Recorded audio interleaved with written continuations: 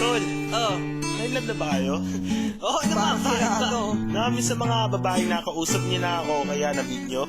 Ganun ba? Ako one time, ikaw ba Yoli? Ha? Ako pa, madalas. Oo nga, ikaw pa. Pero teka kayo, kwento mo naman iyo pare. Oo nga naman, kwento mo sa amin. Oo ba?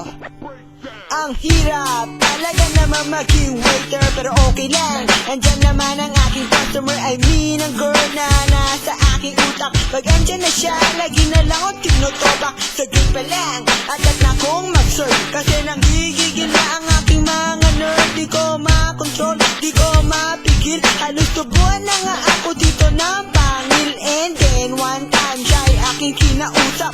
Butit ako'y kanyang hinarap. Kaya naman, ako ay tuwang-tuwa. At sabi pa niya, dito ka muna sa mesa. Okay, tinanong ko siya kung ba't siya nag-iika. Saan ang iyong barkada, pamilya, saan ka nakatira? Mga tanong ko, mukha tang mabilis. Lipad ang aking utak habang siya'y paalis.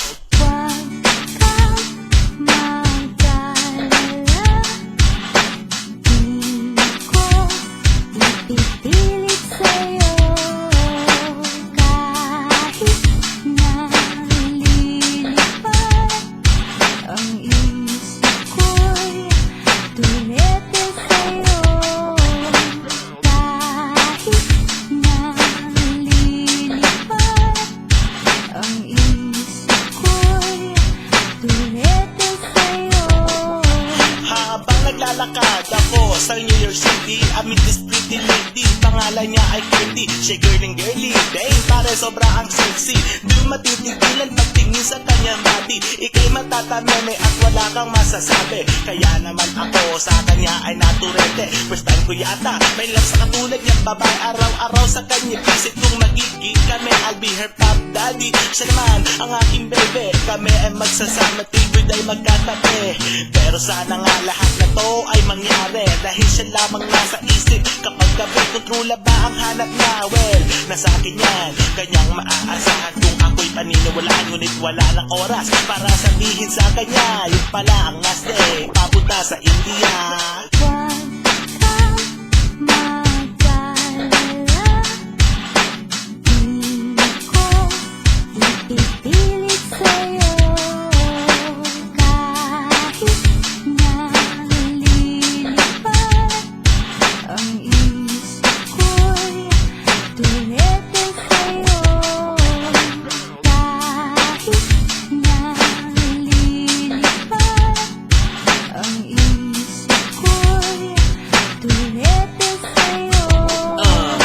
Nung una ko siyang makita, ako'y may nadama. Sa ganda niyang iyan, gusto ko siyang maikama. Gusto kong kagating na labi niya na makapal. Ako'y may nobya at baka ako ay masampal. Pero sa hugis na naman ang kanyang katawan, men, pwede ko ba siyang matikman? Sa maliit niyang damit ako ay naaaki. Sa masikip niyang pantalon ako'y napapalapit. Alam mo na gusto ko siyang ma-one night stand.